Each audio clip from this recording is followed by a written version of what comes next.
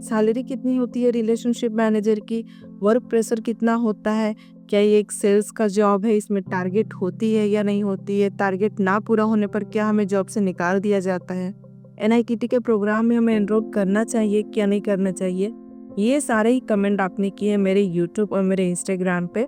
तो चलिए आज इस वीडियो में हम इन्हीं सारी चीज़ों की बातें करेंगे, तो वीडियो को शुरू करते हैं। हेलो दोस्तों, मेरा नाम है Prachi and welcome to my channel get career ready with Prachi. तो सबसे पहले हम बात करते हैं कि इसमें सैलरी कितनी होती है। तो अब सैलरी जितना मुझे पता है, जितना मुझे ऑफ़र किया गया था वो था 3.4 लाख, यानी मैंने कहा कुछ 24-25 हज़ार रुपया बन रहा था। और लेकिन इससे क्या था कि जैसे मैंने आपको बताया एनआईटीटी जो है एक फ़ीस चार्ज करती है, तो इनिशियली वो सिर्फ 6,000 रुपये ही आपसे लेती है। उसके बाद जितना भी अमाउंट रहता है ना, वो आपके सैलरी से ही डिडक्ट होता है। तो मुझे जितना बताया गया था कि सब कुछ कट कुट के आपके हाथ में 20,000 रुपया आने वाला था। ठीक है, तो ये था, मुझे जितना तक पता है कि 20,000 रुपये हमारी सैलरी आपको हाथ में आएगी, ऐसे आपकी सैलरी 25,000 रुपया है। लेकिन अगर आप एक्सपीरियंस हो, अगर आपके पास एक्सपीरियंस है, तो आपको 6 लाख पर एनम तक की भी सैलरी यहाँ पे मिल सकती है। सेकेंड क्वेश्चन जो है कि यहाँ पे वर्क प्रेशर है कि नहीं। तो आपको पता होगा कि आजकल सभी फील्ड में वर्क प्रेशर होता है, चाहे आप प्राइवेट बैंक में हो या फिर गवर्नमेंट बैंक में हो या फिर किसी भी जॉब में हो, वर्क प्रेशर तो आपका यहाँ पे रहेगा ही। तो इसका आंसर है कि हाँ, यहाँ वर्क प्रेशर तो होता है। इनिशियली नहीं होता है, लेकिन बाद में आपको वर्क प्रेशर यहाँ दिया जाएगा। थर्ड ने यहाँ पे बोला गया है कि क्या यहाँ पे टारगेट भी होता है। तो बैंक का जॉब है तो टारगेट तो ऑफकोर्स आपको टारगेट मिलेगा ही, क्योंकि गवर्नमेंट, जितना मुझे पता है, गवर्नमेंट के जो बैंक है वहाँ पे जो लोग जॉब करते हैं उनको भी टारगेट दिया जाता है। तो यहाँ पे टारगेट है, इसका आंसर भी है कि यहाँ टारगेट है। फिर है कि यहाँ पे क्या आपको यहाँ पे सेल करना पड़ेगा। तो यहाँ तो सेल आपको करना पड़ेगा। शुरू में तो वो हायरिंग टीम आपको इतनी क्लियरली नहीं बताती कि ये सेल्स का काम है कि नहीं, क्योंकि यहाँ पे हमें रिलेशनशिप मैनेजर का पोस्ट दिया जा रहा, सेल्स ऑफिसर दूसरे को ही होता है। लेकिन फिर भी यहाँ पे हमें भी थोड़ा बहुत सेल्स यहाँ पे जो है करना पड़ता है, जितना जैसा आपको टारगेट मिलेगा। उसके बाद है कि क्या हमें सेल्स का टारगेट अगर हम पूरा नहीं कर पाते हैं तो क्या हमें जॉब से निकाल दिया जाएगा।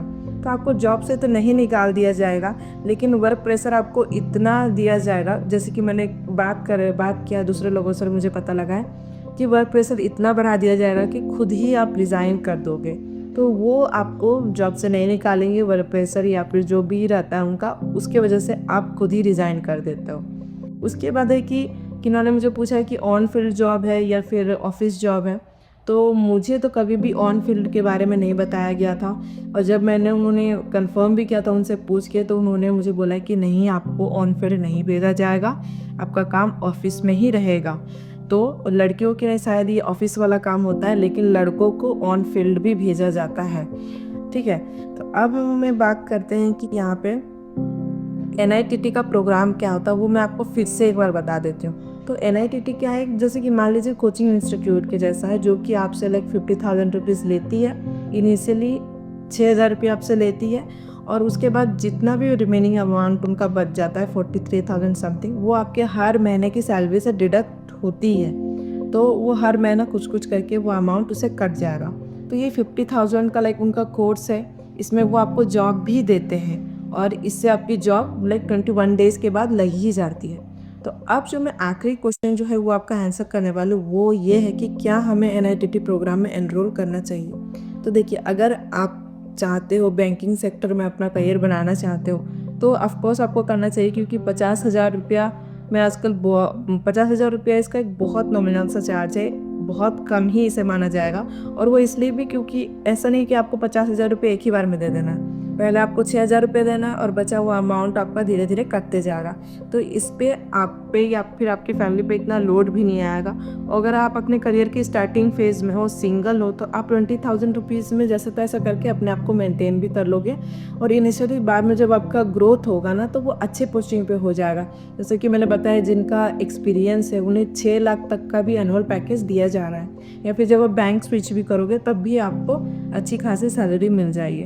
तो ये जितने भी मैंने आंसर्स दिए हैं, वो मेरा जो इंटरव्यू हुआ था एचआर टीम के साथ, उसकी बेसिस पे मुझे दिए हैं। तो हो सकता है कि किसी और का आंसर वैरी भी कर सकता हूँ। वैसे तो मैं सोच रही थी कि जो भी इस जॉब में जो भी इस जॉब को कर रहे हैं, उनके साथ मैं एक इंटरव्यू करूँ, ऑनलाइन इंटरव्यू करूँ। अगर ऐसा मुझे कोई मिलता है तो मैं ऑफकोर्स जल्दी ही इंटरव्यू लाऊंगी। और आप भी कमेंट में बताना कि क्या आप ऐसे चाहते हो कि मैं जो भी इस जॉब में है अभी उनका एक ऑनलाइन इंटरव्यू दूँ और आपके साथ जो है ऑथेंटिक इन्फॉर्मेशन शेयर कर सकूँ। तो कमेंट में मुझे ये ज़रूर बताना है कि आप ये वीडियो चाहते हो या नहीं, और आज का वीडियो कैसा लगा, और नेक्स्ट आप कौन से जॉब के टॉपिक के ऊपर वीडियो चाहते हो। कोई भी डाउट हो तो आप कमेंट में मुझसे पूछ सकते हो, मेरे इंस्टाग्राम हैंडल पर भी मुझे पूछ सकते हो। और चैनल को सब्सक्राइब कर दीजिए ताकि आपके पास ऐसे ऑथेंटिक जॉब्स के जो इन्फॉर्मेशन आ सके। Thanks for watching.